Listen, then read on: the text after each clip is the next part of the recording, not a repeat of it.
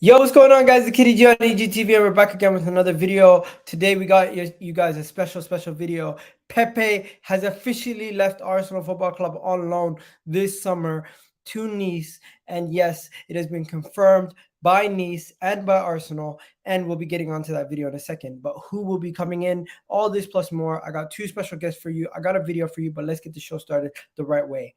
Bang.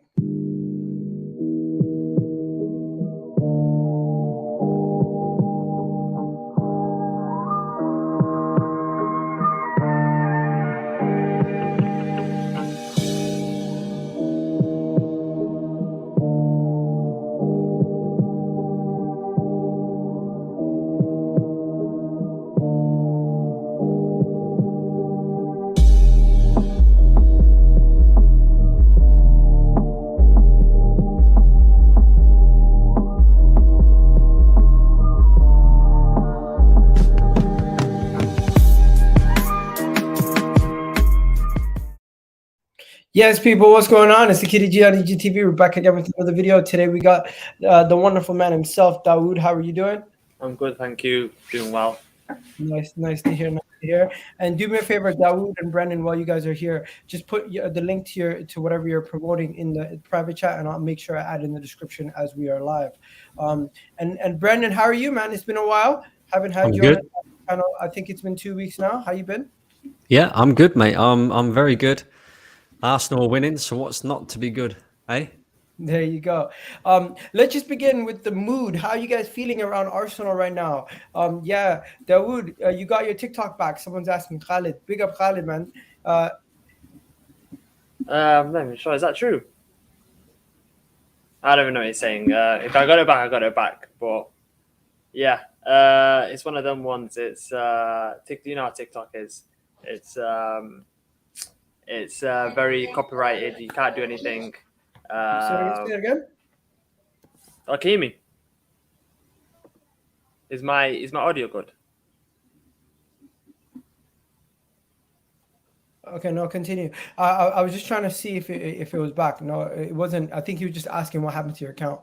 But yeah, big up people in the chat. Big up everybody in the chat. Top of the league vibes. Yo, let's not lie. It is good to see us at the top of the table with all the other teams dropping points. I'm not going to lie to you guys. Don't let any fan, especially Manchester United fans and Liverpool fans and Chelsea fans, try to ruin your mood at the fact that we're top of the table and we've won all our games. Yeah. It is not easy to win every game in the league, especially at the beginning of the season when you see Chelsea dropping points, City dropping points. Liverpool haven't won a game. You guys seen the Samosa tweet. I don't need to bring it up. But yeah, Brendan, what are you saying, man? Are you getting excited about the top of the league chat? Probably not. No, you know me, Miguel. I don't tend to get too carried away. I'm happy, of course I am. We're the only team in the league that has picked up 9 points out of 9. So, you know, it's a good start for Arsenal for once. Do you know what I mean? Normally we're used to a little bit of a slow start from Arsenal. We're a little bit slow in the transfer market, but this time around we seem to have got our business done early. And we've integrated them in the team, and it really is showing right now. You know, like Gabriel Jesus, Zinchenko, Saliba, they're all been absolutely exceptional in the first 3 games of the season, and they've really elevated this team. You know, and you know, at the end of the day, there's going to be sticky points in the season. There always is. You know, and it's just how we cope with them sticky points and whether we can, come out of that a bit better than what we did last season. And, I'm still expecting Arsenal to finish in the top 4 this season. I really am. But all of this league, being top of the league thing, it's great. It's great, but it's not going to last. Let's be honest. It won't. Hey, there's a lot to talk about, my friend. We got to talk about Nicolas Pepe. We got to talk about who's going to come in for Nicolas Pepe. We're going to talk about UEFA FFP rules. There's just so much to get into. But first things first, Nicolas Pepe has left Arsenal Football Club, and he will be going to he will be going to Nice on loan. Arsenal Football Club have released a statement, and I'm just going to read this. I'm just going to go on the website to check what their statement was. So, as you guys know, they release this whenever somebody goes on loan or goes anywhere. Nicolas Pepe joins Nice on loan. Pepe has joined Nice on loan for the 2022-2023 season. There is no option to buy, if I'm not mistaken. He will be going there to get some game time and get something. Of course, he joined Arsenal and since then has scored 27 goals for the team in all competitions, helped us win the FA Cup in the 2-1 win. He was part of that team that helped us do that. He also plays for Ivory Coast regularly, making his debut in 2006, talking about his appearances in the African Cup of Nations and his goals for his country. Now, we wish him all the best, and hopefully he does well in France. He can raise his value, and he can allow us to possibly sell him for a little bit more. Because at Arsenal, let's be honest, he doesn't suit our style of play. The manager doesn't really give him an opportunity to actually get a good run of game time.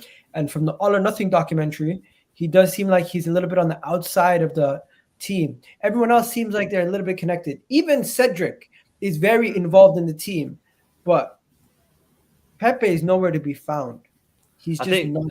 I think the reason why he was outside of the first team is because I think for him, he thought he deserved to be, starting for the team and having more minutes. So that those kind of players, especially for the fee that he came for, compared to people like Cedric and Rob Holding, they know themselves that they're squad players. So they don't have that extra, that extra ego to say, oh, I want to be playing for the first team, compared to Pepe. So I think the reason why, even when I watched the documentary and I saw him just, he wasn't the same Pepe when he first came, is because he thinks he deserves to play football. So him leaving, especially going to Nice, I think we'll see the good Pepe in France. Okay, see how it goes. There you go. What about yourself, Brandon? What do you think about Pepe leaving, man? Yeah, I agree with everything that Dale just said. I just think Nicolas Pepe. I feel a bit bad for the guy, to be honest with you. I do, because he came in big fee, big high expectations as well, and every now and again you just get a player that does really well in the in a different league. And then comes over to the Premier League and just cannot handle the pace of the Premier League. And I see that all over with Nicolas Pepe. He's got the talent. He's certainly shown glimpses at Arsenal that he can be that guy. But glimpses is just not enough. I look at more in particular his work off the ball, and that's where I think he kind of lets himself down. He doesn't work hard enough off the ball. He doesn't track back as much. And I think that's where the problem has lied with him, because, of course, this Mikel Arteta system relies very heavily on hard work off the ball and, consistent pressing and stuff like that. I just don't think Pepe is capable of that, because he's just not a Premier League player. And I think he'll do well over at Nice again, back in France, back where, he created a bit of a name for himself. And again, I agree with you, Miguel. I think a lot of Arsenal fans have got themselves into this. Oh well, we're sending Pepe out on loan to give him more game time, and then he can come back next season and establish a place in this side. I don't think that's the case. I think Arsenal are loaning him out to hope that he has a good season to try and get a little bit more money for him. Because if they was trying to get him to play more games, they would have loaned him out to a Premier League side, in my opinion. So the fact that they've sent him back over to France, he seems to be quite pleased with that. He's going to get game time and stuff again. He's in a country where he knows and he's comfortable. I think it is the end of Pepe's Arsenal career, unfortunately. And again, like I said, I feel sorry for the guy, because if we're being completely honest, he's never really had a proper run of games either under his belt, consistent amount of games where he can, actually get a feel for the league and improve upon where his, he's not so good. But, if he doesn't suit the system, £72 million we forked out for him, and it's about time that we got a little bit of money back, I think. Yeah. 100%, 100%. I'm just gonna say this: do you guys blame Pepe, or do you blame Arsenal for not getting the best out of Pepe, or do you blame Pepe for not getting the best out of his ability at his time at Arsenal? Something that I would say is Pepe's gone through how many managers? He's gone through 3, 4 managers, 3 managers. So You want to Emery, count Freddie Limber? okay, two full-time managers with Arteta and Emery, and this Arsenal team hasn't been stable for 4 or 5 years. We've gone through so many players. We haven't had like this is the first time this season we've had from the beginning. Hopefully to the end of the season we'll have the same starting 11, same squad, same kind of players. So we need that stability. So that's the thing with Pepe. He hasn't had the stability, and also before he joined, there's a French journalist called Julien Laurent, and he was talking about Pepe joining Arsenal, and they were saying to him, "What kind of player is Pepe?" And then he didn't even know. Even he's a French expert, and he watched Ligue on week in week out, and he said the way Pepe plays, he plays on instinct. So when he's dribbling, he doesn't even know what he's doing. So when he went under Arteta, Arteta likes players that know what they're doing with the ball and have great ball retention. The problem Pepe, he hasn't got great ball retention. He's more of a freestyle footballer. So I think this Arteta system has never suited him, and that's why probably Arteta's never rated him. So another thing, the reason why Arsenal probably haven't put a sell-on clause or option to buy, an option to buy on Pepe is because I think if he has a really good season, his price might go up by 10, 15 million pound instead of, I think it would have been like 20 million pound for the option to buy. So I think they took that off. They might think that he might have a really good season in Ligue 1, and another team like PSG or even Marseille will come in for him and buy him for quite a bit of piece. Okay. Fair to say. Now that Pepe's leaving, there's a big hole. There's a big hole in our team where we can bring somebody else in, where we can bring somebody of quality in. So with Pepe going out, who could potentially be coming in? There's a lot of names circulating about. There's a lot of names going around. You got the likes of Pedro Neto being linked to Arsenal. You have the likes of Wilfred Zaha being linked to Arsenal. You have the likes of who else is there? Cody Gakpo, Yeremy Pino, just so many different names being linked to Arsenal in that similar position. But let's start with Pedro Neto. Would you guys be welcome? Would you guys be interested in Pedro Neto for 50 million? And are you as keen as everybody else is on social media? Because it seems like everyone is so excited about the potential of signing Pedro Neto. So am I. I think Pedro Neto is very highly touted. He's a good young player. And it was just a couple of years ago where him, Saka, and Phil Foden. Him, Saka, and Phil Foden were all in the same category when it comes to up and coming youngsters. And you could see the graphic that was going around everywhere about chance creation. 2 years ago, he was probably one of the best players at Wolves. He was creating the most chances, and he was still only in his early 20s. 2 years later, coming off a major injury, I still don't think there's much risks. He's definitely still Premier League proven. 50 million around that price would be reasonable for a player of his potential. And I think I'd be willing to take that risk. What do you guys think? I'll start with you, Tom.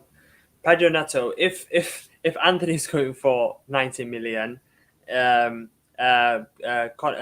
Gordon's going for 60, 70 million. I don't know how Arsenal fans on social media are saying 50 million pound for Pedro Neto is too much. We've got a bargain for Vieira. We've got a bargain for Zinchenko. We've got a bargain for Gabriel Jesus, 45 million pound. Right now, he's worth more than 45 million pound. Paying an extra 10, 15 million pound for Pedro Neto. Come on, that's not going to kill us. So he's 22 years old. I saw a video that was trending on Twitter the other day of Jamie Carragher talking about Pedro Neto as a generational player and how he's come up the ranks and he's Premier League proven. That's one thing. We don't have to worry about him coming in, getting used to the league, paying an extra 15 million pound and having a 22-year-old that's actually going to compete with Saka, and he can also play on the left wing at 100% pay 50 million pound for him. Okay, what about you, Brendan? What are you saying? 50 million pound for Pedro Neto. Are you any concerns, or are you just saying, you know what, get it done? Get it done. Get it done. This is a player that I've been singing his praises for a while, to be fair. When he burst on the scene at Wolves, I thought, this guy's got something special. And it's the type of player that Arsenal needs, if we're being completely honest. I mean, I've always said that I'd like to see a 25, 26-year-old with a bit of experience to come in and maybe give that competition for places with Saka. Just someone with a little bit more know-how, somebody who's been there and done it before. But by the looks of the players that Arsenal are being linked with, we're not kind of going down that route. We're looking at another player who, is fairly young, not quite the finished article yet. And Pedro Neto fits the bill absolutely 100%. Can you imagine being a left back and you're coming up against Bukayo Saka for 60, 65 minutes, and then you absolutely run ragged by him and you're knackered, and then all of a sudden you see Pedro Neto coming off the bench? Like, what are you going to be thinking in your head? And the best thing about Pedro Neto as well is a lot of people are getting, like, I'm seeing in the comments in the chat as well about, if we get Neto, then, what about Jesus if he goes down and gets injured or anything like that, or spends any. Pedro Neto, a lot of people probably don't know this, but he can actually play across the front three. He's not a natural striker or anything like that, but he can play in a false number 9 position. He can play on the left. He can play on the right. And when he plays in either of them 3 positions, you don't tend to see much of a drop-off in his performance either. He's a very, very talented boy with very good technical ability. And for £50 million in this market as well, where, like Dowd said, we're seeing Anthony going to Manchester United for 85, close to 90 million pounds. That's extortion. It's absolutely extortionate. The money in football right now is just absolutely unreal. So to get Pedro Neto, a player who's still young, not quite the finished article, a player that would suit our system, and a player that I think, Arteta could improve as well. £50 million is an absolute steal, mate, in my opinion. There you go. There's just a couple talking points that we need to talk about. First of all, Anthony, guys, let's understand. There's something called the Manchester United tax, right? They really pay over the odds for everybody. So I'm not surprised. If there was a release clause, the club would somehow make them pay more than the release clause just to get the player, right? But yeah. Then you have Diaby. Diaby's not going to leave Leverkusen. On top of that, Leverkusen are also going to get Callum Hudson-Odoi. So I don't know what they're going to do with Diaby, Callum Hudson-Odoi, and their situation up there. But they're going to have a very good young front 3, and they're going to be in the Champions League fighting for their places. People making jokes about Arsenal. Where are you in the? We'll be in the Champions League next year. We'll be in the Champions League next year. For now, we'll be in your mom's group chat. Don't worry. That's where we're going to be. Continue. ESR, guys. Do you think this is a talking point? ESR, what's going to happen with ESR? Because I seen some scenario floating around. Did you see it? So there's a scenario floating around. If we get Tielemans and we get Neto and we get a 50 plus or 60 million pound bid for ESR, do you accept the 60 million pound bid? Oh, 60 million pounds for ESR comes in late in the window. We've got Neto, we've got Tielemans, we have cover for Odegaard, we have cover for Xhaka, we have covered every position pretty much. Do you sell ESR? Me, no. Me neither. I don't sell him because call it sentiment, call it whatever you want, but I feel like if we're building a team to perform on all competitions, we can't afford to be losing any of our players at this moment in time. We're not Manchester City selling off Zinchenko and Jesus with a team that's already competing to win the league without them. If we lose ESR, we're going to complain that we don't have a player in that position now. And we're short. It's basically add to subtract. Why? It's like, are we going to now sell Kieran Tierney because we have Zinchenko? No, we keep both of them. Yeah, especially with the 5 subs this season, you need as many players coming off the bench. Martinelli, we don't know his about injury records. If he gets injured, I don't know how long he'll be out for. Smith can play on the left wing. I wouldn't sell him for 60 million. Unless we get Zaha or something. Okay, let's talk about Zaha. Guys, the Zaha thing, I don't believe it for 1 second. It smells like cat. I don't know. Every year Zaha's linked with Arsenal. Every summer. year, bro. You know what there is? There's death, taxes, and Zaha being linked to Arsenal. So chat to me. What do you guys think? Because the way it came out was, if Pedro Neto doesn't happen, Gakpo and all these other moves don't happen, the Arsenal still have something in their back pocket that they could easily get done, and it's a Zaha deal. Now, it was not an official like link. It was more of an assumption that this could happen in the background because it's always been potentially close to happening in the past. It could still be triggered later in the window, and it would be quite easy of a deal to get done because the player would want to join Arsenal. Arsenal could potentially get the money up to get the player. It's just if Crystal Palace would sanction the deal near the end of the window, that's the only issue. So does he have 1 year left in his contract? Or no, bro, the man literally signed a new deal. He's an idiot. well, recently signed a new deal. Yeah, Zaha signed a new deal recently. I thought you only had 1 year or 2 years left in his contract. So if I'm not mistaken, Wilfred Zaha signed a new contract until 2024 or something like that. Oh shit, yeah, 2023. He signed a new contract like last year, 4-year deal or something. So it's 2023. It's done. So yeah, so it's done next year. Next year it's finished. Yeah. So he's got 1 year left. 1 year left. Yeah. £30 million. 30, Bro, 35. This is where I wonder: are you going to spend £30 million on Zaha? Why didn't we just buy Zaha when we had the chance to buy him instead of Pepe? Like, it makes no sense. We wasted this whole Pepe experiment for no reason. The club does this thing where we wasted our time, wasted our money. The guy was at Manchester United in 2013-15, didn't work, came back to Crystal Palace, absolutely did amazing. We should have just took him when we had him. Now, if you don't know, as you said, we've been linked to him the past couple of years. We were linked to him the Pepe year. Then there was the year where he was in the nightclub where he was the sign that said Zaha to Arsenal and they're celebrating. Remember that?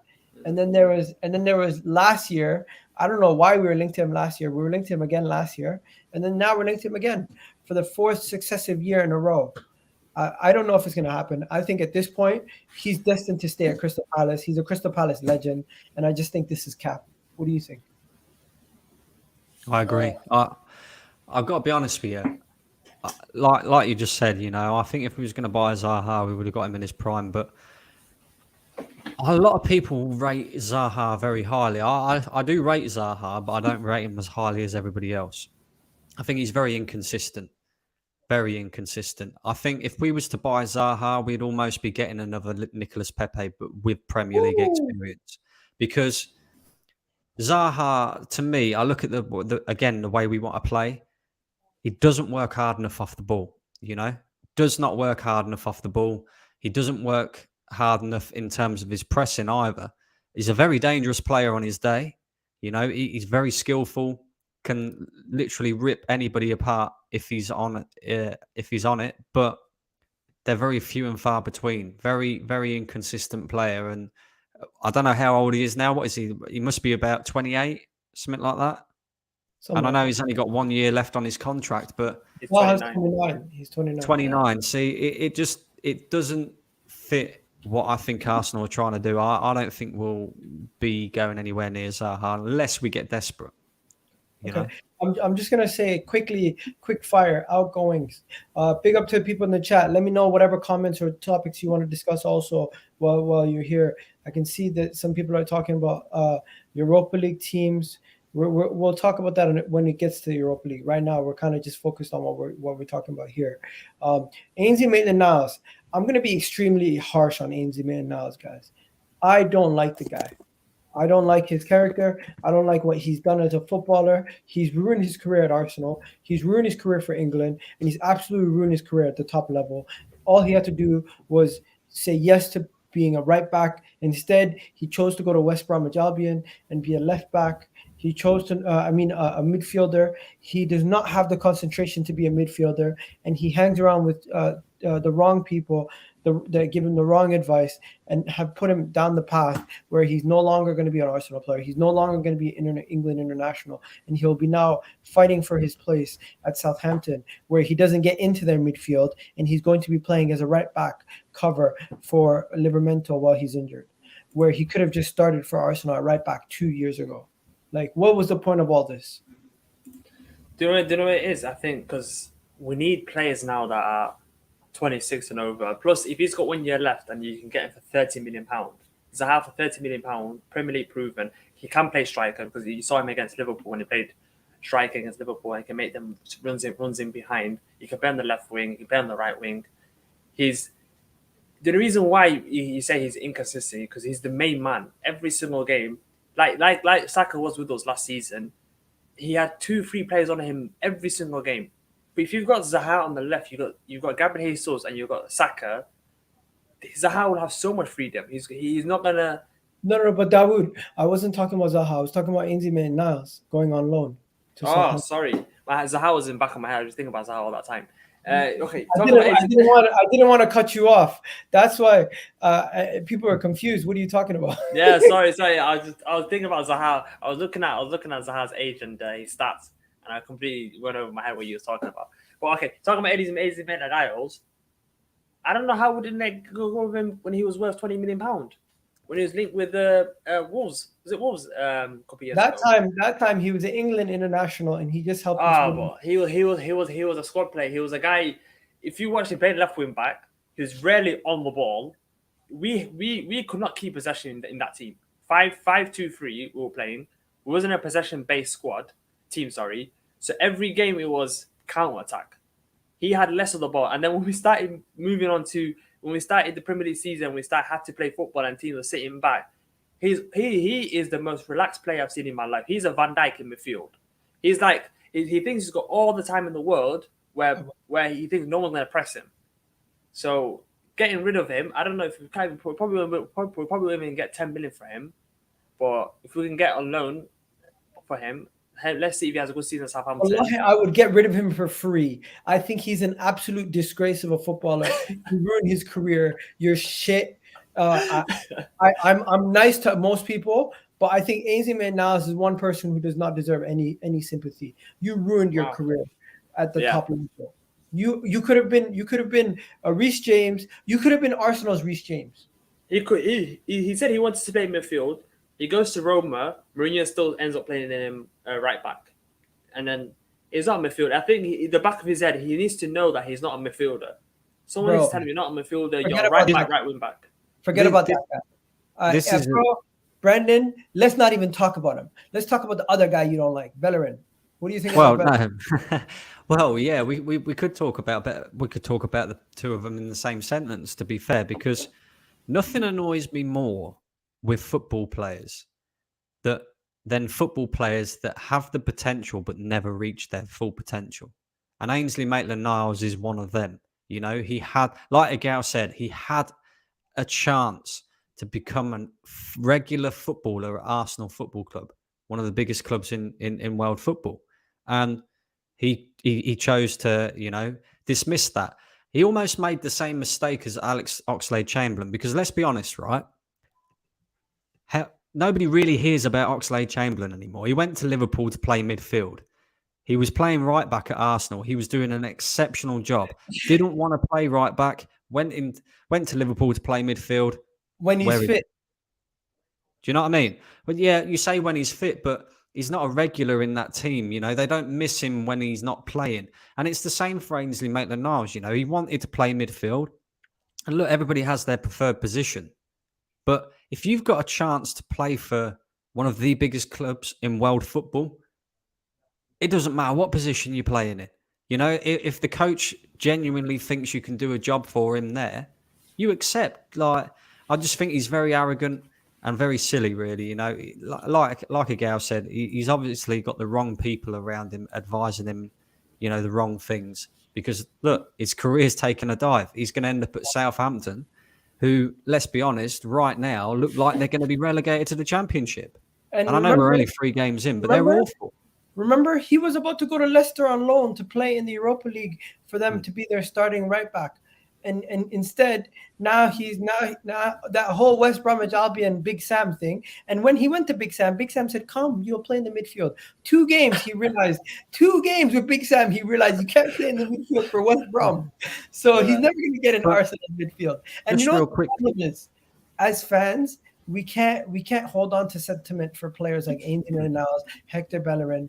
You know what? We haven't even spoken about Bellerin, but we're not going to speak on him too much. I'm just going to say this. Hector Bellerin, you're not going to end up at Barcelona. You're not going to end up at any of these other clubs. You've made your bed. You're going to lie in it. You've decided that you're going to take your own pay deduction, leave the club, terminate your own contract, and leave wherever you want to go. So by the end of the window, just terminate your contract and leave.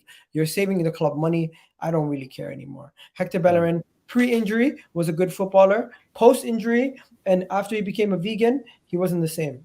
I don't know if the dietary change actually affected his performances or if it was just an injury, but he's not been the same player.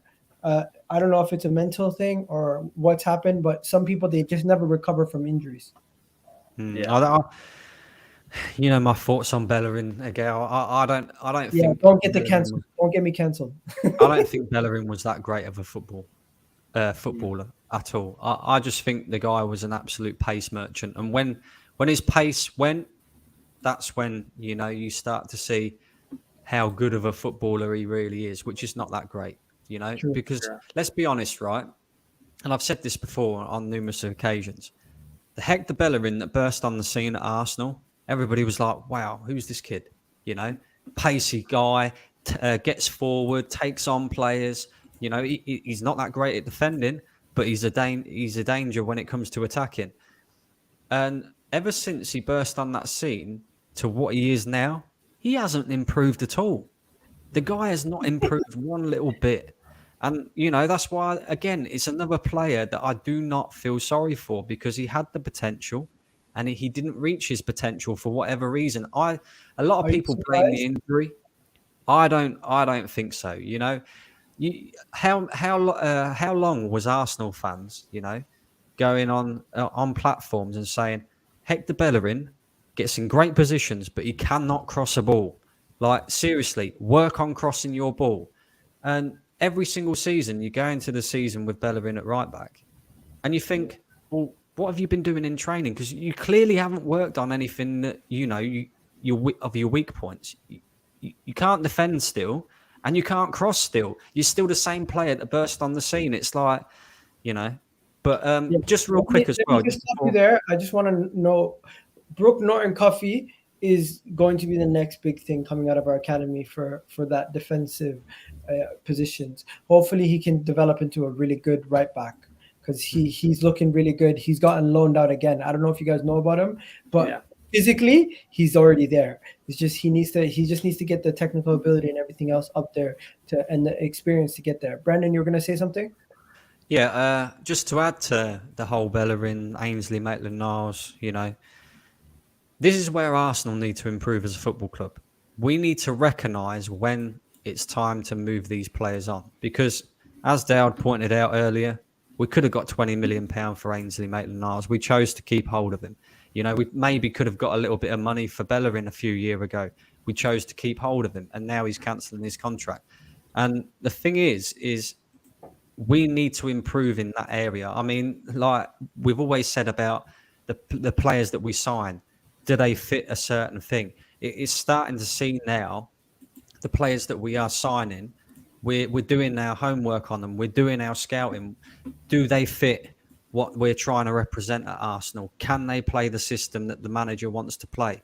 And that's why majority of our signings at the moment are successful. But when it comes to selling players, we're awful. We're absolutely awful at getting what we should get for these players, and we need to improve massively on that. Yeah. Okay. Just before I move on to the next thing, Dawood, did you have anything to say on Bellerin? Because I think we've covered enough on the Bellerin thing. Nah, basically just get him out as quick as possible. If he's delusional to think he's going to Barcelona, then he's finished. Yeah, we'll see what happens. Yeah. Paqueta. I'm not gonna lie to you guys. I don't think Paqueta is gonna happen. I'm just gonna lay it out there. Paqueta to West Ham was rumored yesterday. Rumored that Paqueta to West Ham €40 million bid has been submitted. Supposedly Lyon have rejected the bid. Now rumors are coming out that Arsenal and Tottenham might come in for a last minute to try to get him. In addition to Liverpool panic buying to try to get him also. So what are we saying? Lucas Paqueta to Arsenal last minute. Do you guys think it's going to happen? Because Edu already came out and said it's not going to happen. I don't think it's going to happen. Well, what do you guys think? I was going to say, how many attacking midfielders do we need? We need someone to cover Tom's part if he gets injured. And Paqueta, we need a winger. We need a central midfielder. Paqueta he's an attacking midfielder. Unless he's going to play that position where Xhaka plays, and that won't be enough defensive cover because I don't think he's good enough to play that central midfield attacking kind of position. Let him go West Ham. If he's going for 45 million pound, we've got Vieira coming through. We've got Odegaard. If we can get 25 million for Tielemans and Paqueta goes to 45 million pound West Ham, I'm not really too disappointed. Okay. Do you think Tottenham could hijack him? Would it be a big blow if Arsenal lost out to Paqueta to Tottenham or West Ham? What are you saying? What are you saying, Brandon? Big blow? It's hard to know, isn't it? Because he looks like a decent player, but the French league is not the Premier League. You know, it's hard for these players to settle in. I mean, again, I kind of echo what Dale just said. You know, it's Tielemans. If you can get him for 25 and Paqueta's going for 45, I'll be honest with you. I think he will end up going to West Ham. To be fair, I think the only thing that's stopping that deal is Leon are trying to get more money out of him. But it seems to me like the player is keen to go to West Ham. I just don't think that Arsenal or Tottenham will come in for him. I think Tottenham are quite settled in their midfield. They've got Basuma as well, you know. Whereas us, yes, we need a number 8, but I think we're looking at other targets as well as Tielemans. And I think we're kind of going to move late for Tielemans. Okay. My guy said, Egal, leave Ainsley alone. I will come for your head. You know what?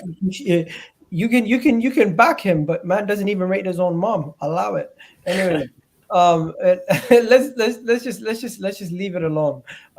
Quick fire rounds. Tielemans. What the hell is happening with Tielemans, people? Like, I don't think this deal's gonna happen. I really don't believe the club want the Tielemans deal as much as Tielemans wants to join Arsenal. This is another situation where the player is desperate to join Arsenal. He's agreed personal terms with Arsenal. Leicester still, to this day, have their valuation closer to 40 million than they do 25, which we want to pay.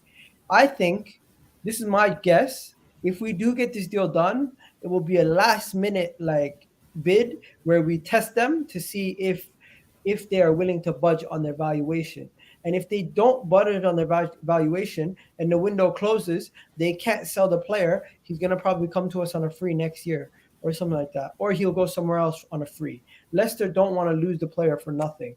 I personally think at this moment in time, Arsenal hold all the cards. Leicester have no bargaining power. And if we come in for 25 million on the last couple of days of the window, that could be enough. But yeah. But I personally don't think there's enough time in the window to negotiate with Leicester. Leicester, there can't be any negotiation. Either has to be take it or leave it. This is the price that we're going to give you. If you don't want it, we don't want the player. That's what's going to happen. Because I think when it comes to Leicester, they're already negotiating with Chelsea for Fofana. So if they could get what they want, I think it's £80 million. I don't think they'll sell Tielemans. I think they'll take the hit because their midfield right now is looking a bit thin. And if we come with a £20 million, 25 million, even if we bid that much, they haven't got enough time to replace him. And I don't think they'll sell him. So it's one of them ones. It really depends on if Leicester sell Fofana and get £85 million. If they don't sell him, they'll need money. So I think they'll sell him. But for them asking £40 million for a guy that's going to go for free, that's crazy. Yeah. Brendan, anything to add on Tielemans, or should we move on? No, I agree. I just think, if Arsenal are smart, then we will be lining up other targets as well. We know that Leicester are, hard, tough negotiators. And even if we did make a late move for Tielemans, it's kind of the ball's in Leicester's court at the moment because, as Dowd pointed out, they're looking at potentially getting £80 million for Fofana. So they don't need the money. Yes, they could lose the player on a free, but is it worth taking the risk, especially with the state that Leicester are in at the moment, of taking that £25 million to weaken your side even more, even though they don't look that great at the moment either. It could end up being a decision that could possibly end up in Brendan Rodgers being sacked. So it's kind of, do they take the hit? Do they not? We're just playing the long game, I think, to be honest with you. Okay. People in the comment section have been asking for a specific topic to be discussed, so we're going to discuss it right now. They're asking about the Ukrainian Neymar.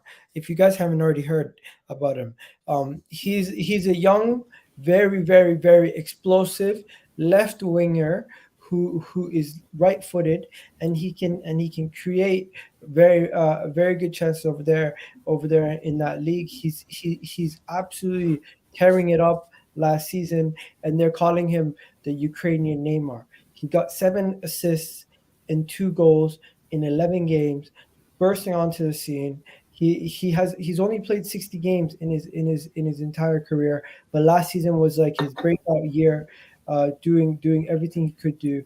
And I don't know if it's enough of a sample size to say, you know what, this guy is what everyone's saying he is.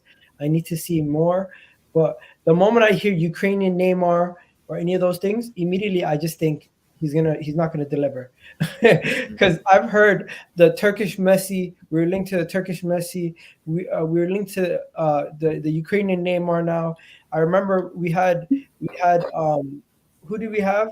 We had the Ghanaian Vieira. I don't know, man. I just don't want to. I don't want any of these players who have these names. I think if we're gonna scout players, scout them. But let's not spend too much money when we need players who are going to come into this team and solve our issues right away. I don't know if you guys know much about him. He's 21 years old. He's skinny as a toothpick. And if he comes into this team, I think he's going to struggle with the pace and the power of the Premier League. And he's only played 60 games in men's football, and only 20 of them have been at the top level. Yeah, it's something where now our next 3-4 signings, they have to be first team players. We've signed too many youngsters. We've signed too many players. We've got Mykhaylo, so we bought from Brazil, left-footed upcoming winger. We don't need another one we don't know anything about, that needs another 1 or 2 years to get into the Premier League, get used to it. For me, if he's what everyone talks about he is, okay, but we can't risk on it. We have to get a proven winger. So for me, I wouldn't buy him at all. Okay. Brandon, same? Agree, 100%. I think for the sake of the team more than anything else, we need somebody who's proven right now. I mean, Bukayo Saka cannot play 50-plus games for Arsenal again this season. No way. Because if that happens, the kid will break down. It's inevitable. Let me just add this. Yeremy Pino, is he also very unproven because he's 19 years old coming from the La Liga? Yeah, definitely. Again, I'll say the same thing that I always say, which is, it's La Liga, but it's not the Premier League. Do you know what I mean? Like, the Premier League is on another level to every single other league. It's so much more physical. It's so much more fast-paced. And we need somebody who can come in and provide competition for places with Saka and Martinelli and elevate this team even further. And we need it right now. We need it this season because, mark my words, right? If we make the wrong move in the transfer market, we sign, say, this Ukrainian Neymar or that Yeremy Pino, and they come in and they don't do very well, and it ends up being detrimental to our season, then it could cost Mikel Arteta his job. Because let's be honest, the money that Arteta and Arsenal... I'm here still. I'm here. Can you hear me? Okay, I don't know. My audio just went messed up. Can you hear anything? Can you hear everything, Dawood? Just audio just cracking. Yeah, audio. Hang on. Brendan, can you... Yeah, can you hear me? No, the audio is terrible, bro. Just disconnect it, reconnect it. I don't know what's going on with your audio. But yeah, that was very odd. But yeah, I completely get his point. We need to have better. We need to do better at getting more experienced players. That's where Zaha probably comes in. But enough about Zaha and all those guys. Fulham, bro, we're flying in the league, and I'm not gonna lie. I'm looking at this Fulham game and I'm saying to myself, 3-4-0. What are you saying? This is like, you know what it is? This is the first time since I can remember where it's been so comfortable. I didn't like, I don't have to worry about the starting lineup. Like for me, I've been supporting Arsenal since 2007. So since 2007, from now on, every year, every single year, it's been okay. Why is this guy playing? Why is that guy playing? Why are we not playing this guy?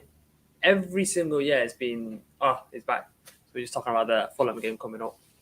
Is that better? Can you hear me all right now? Quality, Yeah. I think there was a disconnection issue.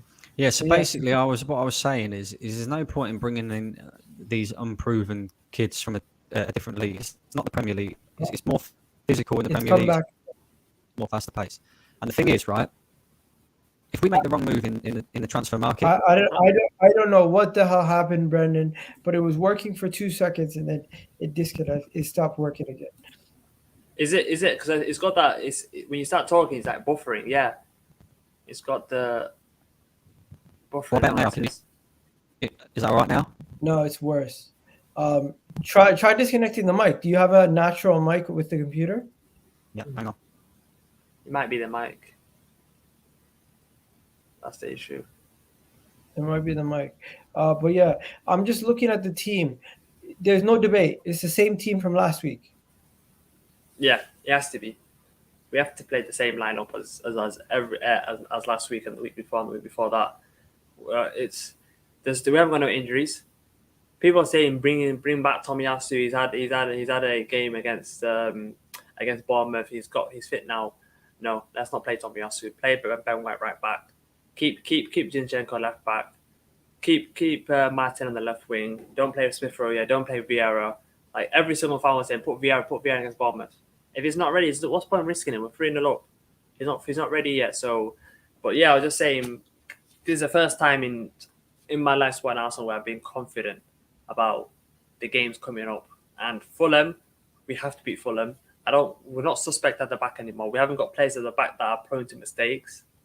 And I think this is going to be the first time we're going a 5, 6, 7 game winning streak.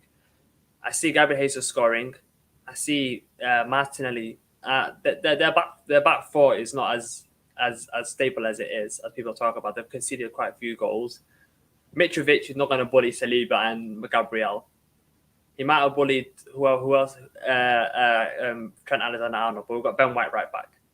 Ben White's going to win all the aerial duels, so I'm not worried at all against Fulham. Yeah, like you said, Igal, probably a 3-4-0 win. Yeah, I think every game it's just say 3-4-0 because at this moment in time, that's how we feel. That's how we feel as a club. And I'm just going to show you guys my lineup. This is the lineup that I've gone with. So I've gone with Ben White, Zinchenko as the fullbacks. I've gone with the front three of Saka, Martinelli, and Jesus, and the midfield of Odegaard, Partey, and Xhaka. And I'm just going to show it to you on the screen. If you could let me know when you can see it on the screen. Yo, are you with us, Brendan? I think so. Can you hear me all right now? Yeah, that's better. Yeah, sorry, yeah. It's better this way than with the actual mic for some reason. It was cracking too much. But yeah, that's the lineup, guys. What do you think? Yep. Keep it the same. Odegaard hopefully gets a few more goals again. People saying that he can't shoot, he can't score. He's probably I'm confident he's going to get double digits this season. He's going to get 10 plus Premier League goals. Xhaka, especially getting in the box now, another option in attack. So I don't see Fulham stopping us. So we should have the game wrapped up by half time. So 2-3 up by half time. Xhaka has more statistical output this 3 games than he's had the total of last season and the season prior to that. Yeah, I think that's because Tierney's not playing, and he doesn't have to really worry about going left back, because when Tierney was playing, Tierney was bombing up and down, and you just know he'll be too tired to come back. So Xhaka will be covering him left back, so Xhaka hasn't got enough time to go into the box and attack. And now we've got Zinchenko, we can slot into midfield, slot into left back. Xhaka can now just have to worry about getting goals and assists. So I think he's loving it as well. I had a poll going. Ben White or Tomiyasu? It's the right decision to put Tomiyasu because 58% voted Tomiyasu. Wow. There's no need to change I anything. mean, We've got no, winning. Ben White. Sorry, 58% Oh. voted Ben White. My apologies. Yeah, we should just keep it the same. There's no need to change it unless Ben White struggles against Fulham. Then maybe play Tommy the next game. But I doubt Ben White's going to struggle. Okay. What about you, Brendan? Yeah, I agree. There's an old saying: never change a winning team. You know, so don't change it. You know, Okay. we've been playing really well. Players that have been playing, so keep It's it. back again, but I don't know what the hell's going on, bro. It's back again, but you know what? Let's just allow it for now. It's fine. Moving on to the final thing. So enough about this lineup. Is there anyone you could potentially change? You know what? Let me ask you guys this: could you see Fabio Vieira playing in the Xhaka role? No, not yet. I don't think he's physically ready. He even said that he hasn't played as a central midfielder. He's played more of a box to box, not box also, more of an attacking role like where Odegaard is. So he's physically, I've seen him. I watched him in the under-23 friendly that he played. He played more on the right than on the left. So not way too early to play him there. We've got Lukonga, we've got Xhaka that can play there. We've got Zinchenko that can play there. We've got enough cover on that left side of the midfield, so I wouldn't play him. No. I'm not saying we play him there now. I'm just saying, do you think he'd be able to play that position if need be? If need be, he can put a performance. I haven't seen him enough to know if he can play there or not. I've seen some highlights for Porto where he played on that left side of midfield, but there's a difference between playing for Porto on the left side of midfield and playing for Arsenal. I'm not sure yet. I wouldn't say so. You know what? People are saying it's deluded to think we're going to win this game 3-0. Well, let me tell you something. I usually go on this website for every game to go through predictions, right? And we look at what our opponent has done. Our opponent has scored 5 goals, right? We've scored 8, right? You look at what they have to say about the injuries. How many conceded? They have Harry Wilson injured. What? How many goals have they conceded? Do you know? I could check that for you. Yeah, I think it says it here. When you go to league table, where is it? League table, goal difference. Arsenal 9. So we've scored 2. We've conceded 2. Fulham have conceded 4, scored 5. Yeah, so they've nearly conceded as many as they've scored. So they're keeping clean sheet. I don't think they've kept a clean sheet yet. So that's why I'm confident about us winning 3-0 plus. Fulham haven't won a game away from home, have they? They picked up 1 point away. They drew. Yeah, so I don't think they've won yet. We've won 2 games away from home, to be fair, out of our first 3 games, and we've only and the other one was a win, and it was at home also. So yeah. Anyways, moving back, my main point was to call us delusional for saying 3-4-0 when you have experts picking Arsenal to win 3-0. It's not. It doesn't sound that delusional, does it? Brendan, can we hear you now? I hope so. Yeah, Okay. Finally. Hopefully it works for a while. But yeah, Brendan, 3-4-0. What are you saying? 3-0, 2-0. I'm gonna end my score prediction is 3-0 Arsenal. I think we're gonna win this game. Yeah, okay. I think it'll be a tougher game than what most people think. You know, it's at the Emirates.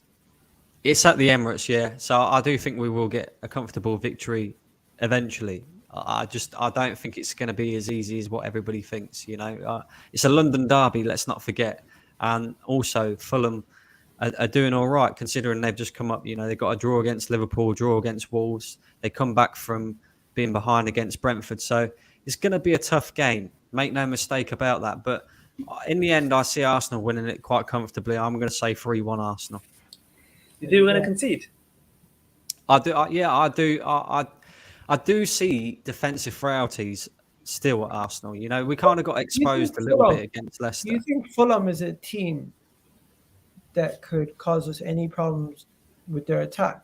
I haven't seen enough from their attack to say they're going to cause us problems. I know what they did against Liverpool, but understand that Liverpool team had no midfield. They had no midfield. It was literally Fabinho and bandages around. That was it. They have nothing. Liverpool right now is not a team where we should look at ourselves and judge ourselves on Liverpool. Because if we played Liverpool today, we probably beat them. Yeah. Yeah, I don't know. I got this feeling that we're going to concede. I don't know why. I don't know why.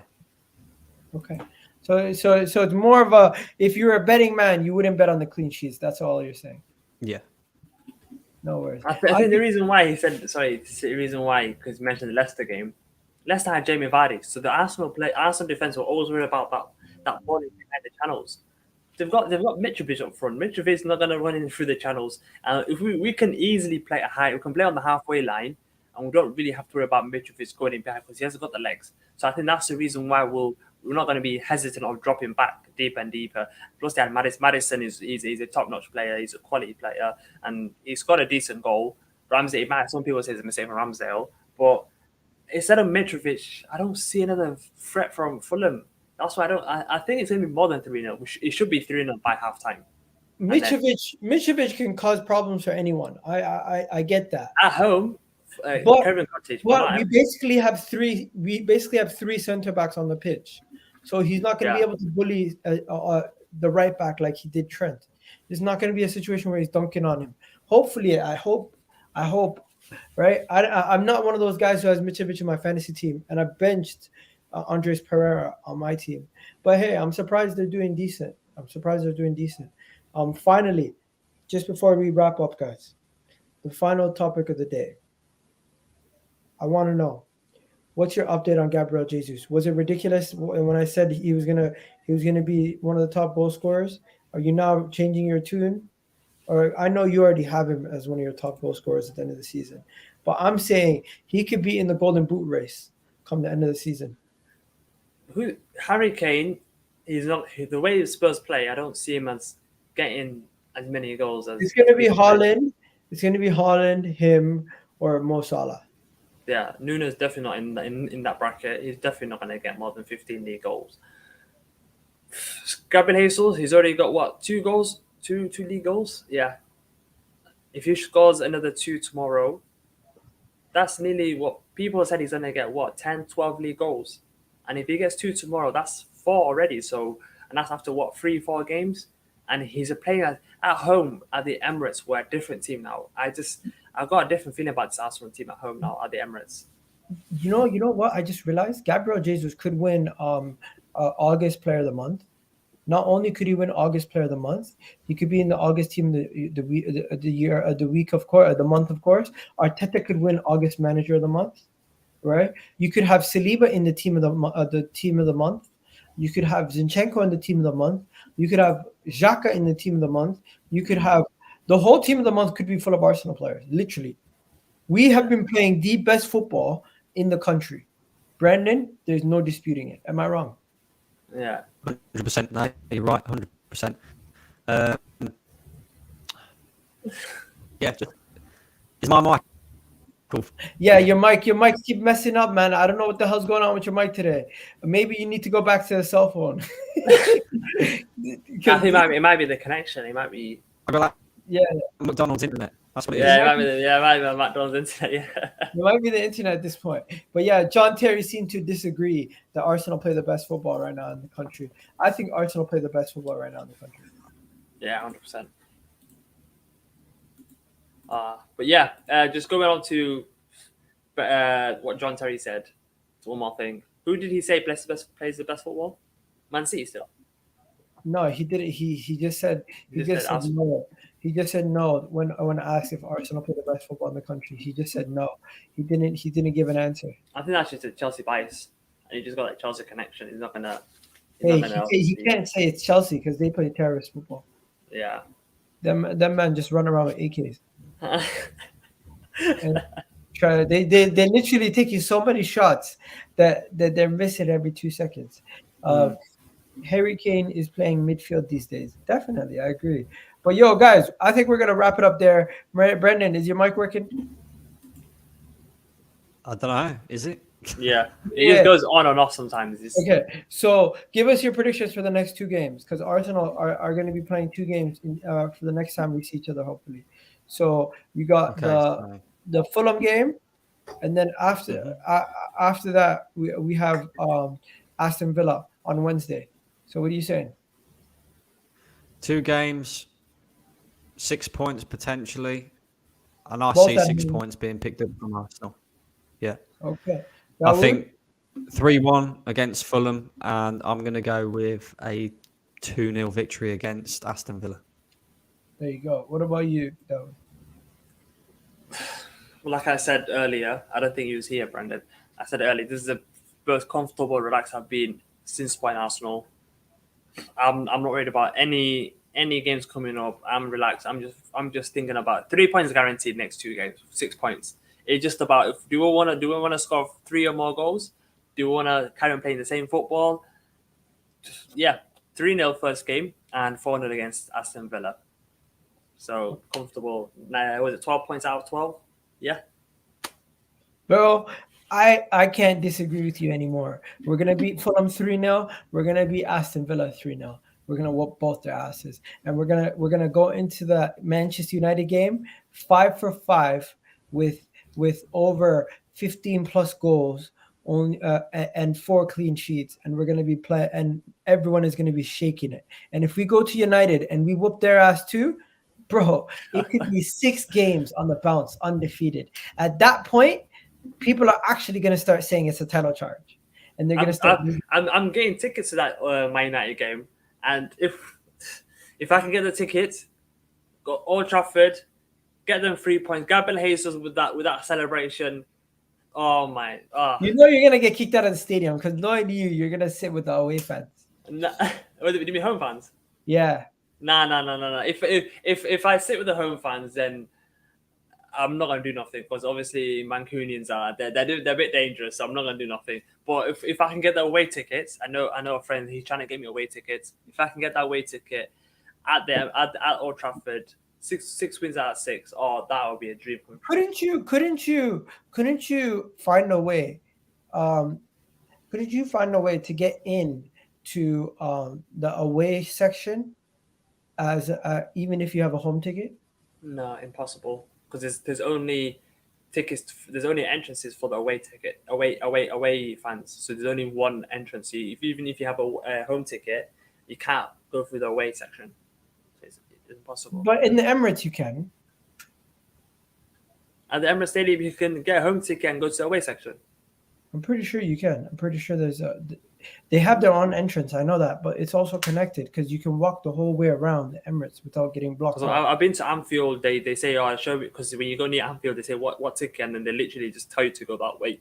So and then it's like gates where you go through. So even if you have a home ticket, you can't go through the away gates. But you have to scan it. It won't let you go through. So I'm not too sure. But I'm gonna try. I'll probably be able to get home tickets at Old Trafford. But I'm gonna try my best to get that away section. That atmosphere is gonna be buzzing. Mad. Anyways, big up everyone in the comment section. We've been going for an hour and 2 minutes. Shout out to you. Hopefully you guys didn't receive the same email that I received from the Champions League group stages because that was a piss take. But yeah, have a good one, guys. I'm out of here. Peace.